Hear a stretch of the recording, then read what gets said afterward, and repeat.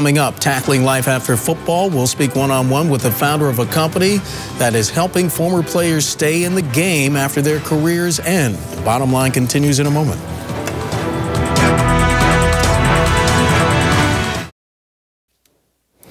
Welcome back. The Sports Spotlight will be on New Orleans next Sunday when the San Francisco 49ers and the Baltimore Ravens meet in Super Bowl 47. For players, it's the biggest game in a career spent in the limelight. But what happens when the applause fades? The company Play It Coy is working to make a change for athletes as they discover a life off the playing field. Founder and sports agent Chris Coy joins me now in studio. Chris, welcome to Bottom Line. Thanks for coming on. Oh, thanks you for having me. How jarring is it, the end of an athlete's playing days? It's very jarring. I think that, you know, when no one plans for it, I guess you'd say it's a very, very, you know, stop. It's a stop in life, I guess you'd say.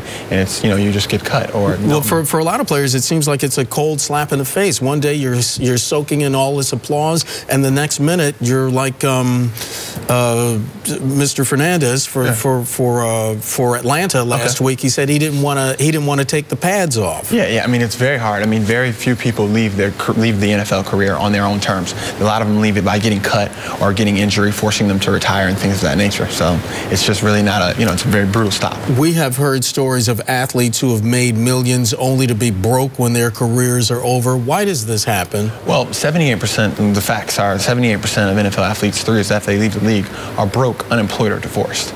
So needless to say, there's a lot of reasons why. I think the biggest issue is their age. I think it's a gift and a curse to make it to the NFL. It's a gift because of the amount of money that you can make and the great opportunity that you have. It's a curse because of the age at which you make it.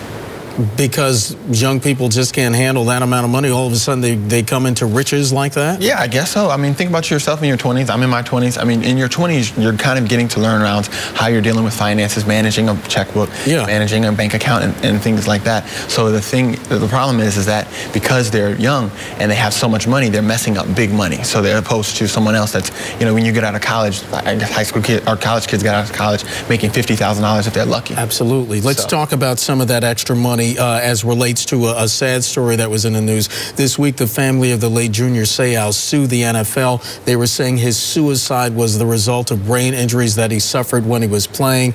Players do understand the violent nature of the game, but they also understand there are associated health care costs that some of that might have to come out of pocket. Is that something that they talk about or are aware of when their careers are over, that some of their health care they may have to foot the bill themselves? Yeah, a lot of times they know it after their careers are over, not during while they're doing their careers over, and that's the job as an agent. That's what my agency focuses on, is trying to help them try to figure out from a holistic standpoint what their second careers are going to be, what they're going to be from a financial standpoint and from a mental health standpoint. Do these out-of-pocket health care costs, do they come up in the financial planning during the career? Or? Yeah, absolutely. I mean, you have to plan for everything. My agency is focused on having an athlete make a plan and execute it, and that's what our goal is. How do you protect athletes from themselves? Sometimes you're your own worst enemy. You know what I mean. You have to get out of your own way, especially if you have the family, if you have the friends, if you have the entourage. Everybody wants a piece of you. How do you say to these athletes that there are going to be times you have to say no because you have to protect yourselves, perhaps more importantly, financially? Yeah, I mean, it's very hard. You try to manage their risk. You try to manage the amount. You try to explain to them in different things. If you spend $10,000 taking your family out, because of your tax bracket, that literally just cost you $18,000. So we try to show them. A lot of people don't think about that, do they? No, not at all, and definitely not the athlete. So I think the amount of money you can show, we like to show different financial plans where you can see how much money, you know, just spending excessively can go.